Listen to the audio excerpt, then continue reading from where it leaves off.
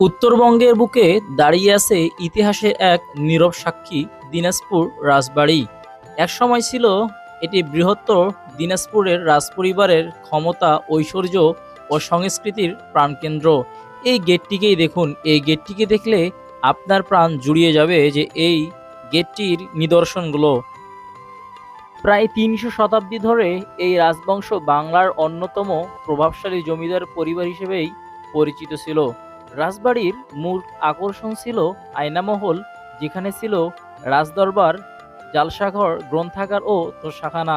এছাড়াও ছিল রানী মহল, ঠাকুরবাড়ি, বিশাল দিঘি, মন্দির, উদ্যান ও চারপাশে প্রতিরক্ষামূলক পরীক্ষা। যাই হোক, অবশেষে আজকে যে স্থানটি দেখতে পাচ্ছেন, এটি হচ্ছে আমাদের দিনাজপুরের রাজবাড়ি। রাজবাড়ি যেমন তেমনি এর কারুকার্য আর নিদর্শনও চমৎকার। এই ঘরটিকে দেখুন কত চমৎকার করে তৈরি করেছিল। এটি আবার তো কয়েদখানা। এই কয়েদখানা না দেখলে কখনো আপনি বুঝতে পারবেন না।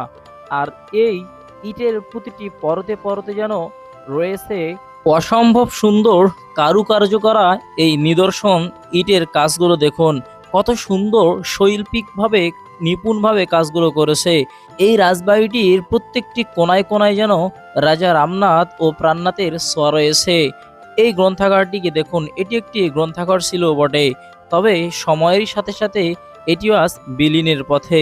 রাজবাড়িটির প্রতিটি ইট কেন্দ্রে যেন লুকিয়ে আছে অসম্ভব সুন্দর, আর আসলে একেই বলে বুঝি অপরূপ সৌন্দর্য। আর এই রাজবাড়ির প্রত্যেকটি ইট যেন রাজা রামনাথ ও প্রাণনাথেরই কথা বলে।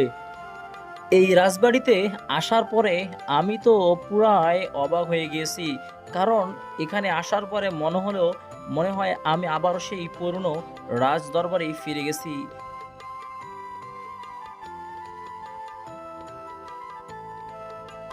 সম্মানিত ভিউয়ার্স, আমি এই মুহূর্তে অবস্থান করতেছি আমাদের দিনাজপুর জেলার সুন্দরতম একটি জায়গা, আসে হচ্ছে দিনাজপুরের রাজবাড়িতে।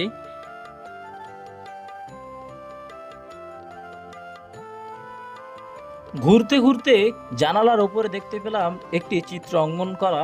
এটি মনে হয় রাজারই কোনো প্রতিচ্ছবি হবে। যাই হোক, এরপরে আমরা চলে আসলাম রানীঘাটে। এটি হচ্ছে সেই ঘাট যেখানে রানী পুকুরে, এই পুকুরটাতে কি করতো, গোসল করত। অপরূপ সৌন্দর্য ছিল এই ঘাটটা।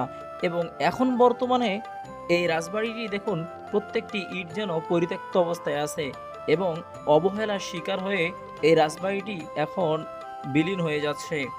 এবং এই রাজবাড়িটির সৌন্দর্য আপনি যদি নিজে না আসেন, তাহলে কিন্তু কখনো অনুভব